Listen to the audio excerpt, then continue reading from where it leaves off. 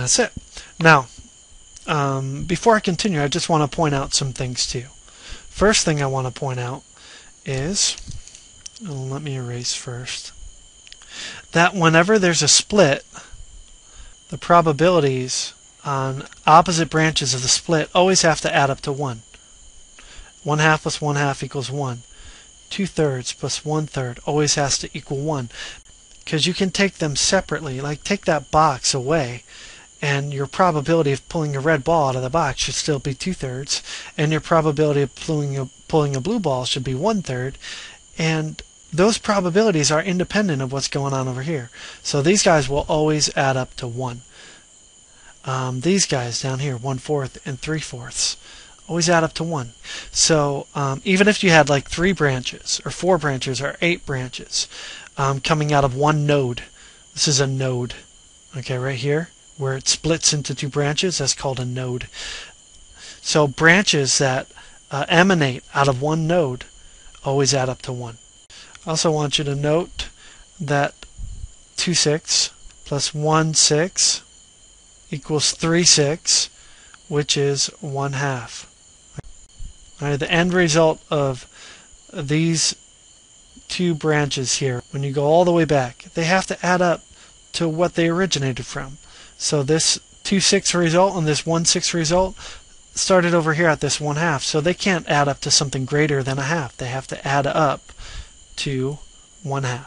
And similarly, because down below we have a 1/2 down there too, don't we? These 2 guys here have to add up to 1/2, and they do. 1/8 plus 3/8 adds up to 1/2. So these guys always add up. So the end result of branchings, the end result, not the internal result, not the 1/4 and the 3/4, those always add up to 1.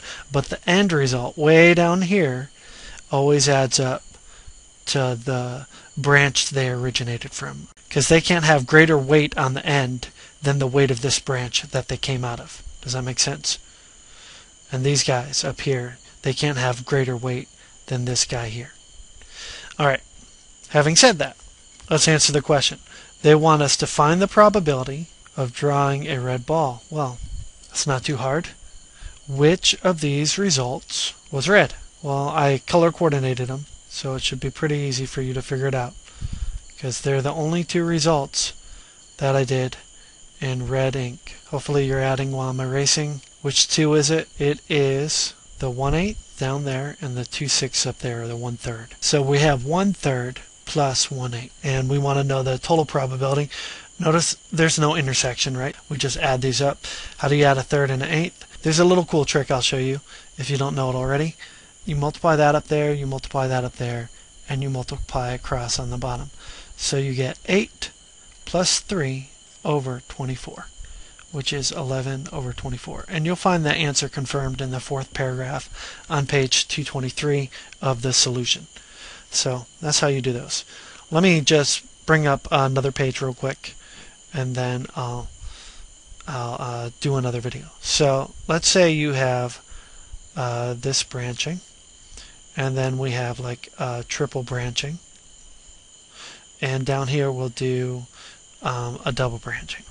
And you could actually have like double branching off that, and then 4 branches off this. You could have, you know, there's a lot of possibilities, but I don't want to make it too complex, so I'll stick with the 3 and the 2 emanating out of the 2. So we have 5 results.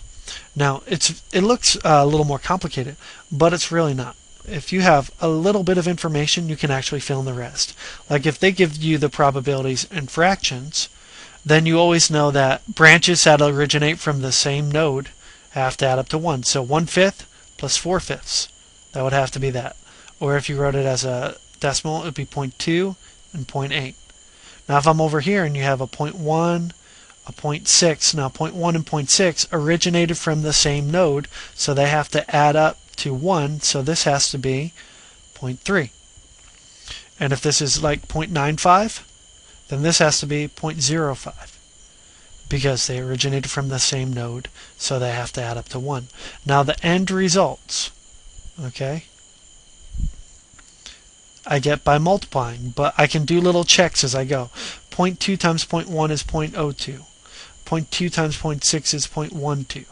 0.2 times 0.3 is 0.18. Now take a pause here and just add these.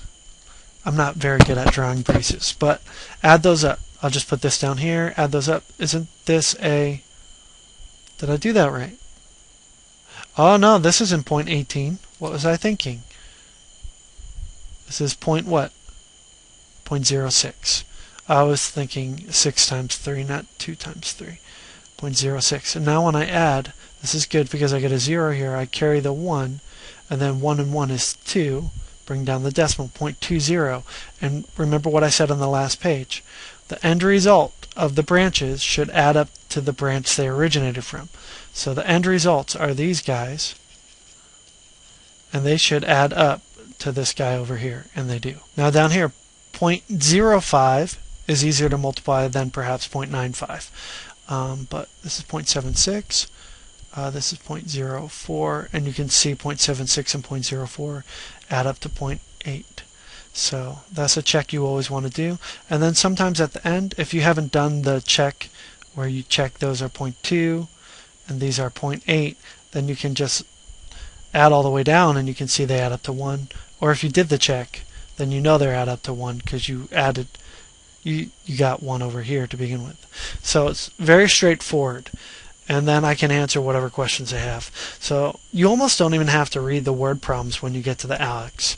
And I'll show you that. You only have to look maybe at the word problem at the end. So let me pause here, and we'll start another video with 2 examples from ALEX.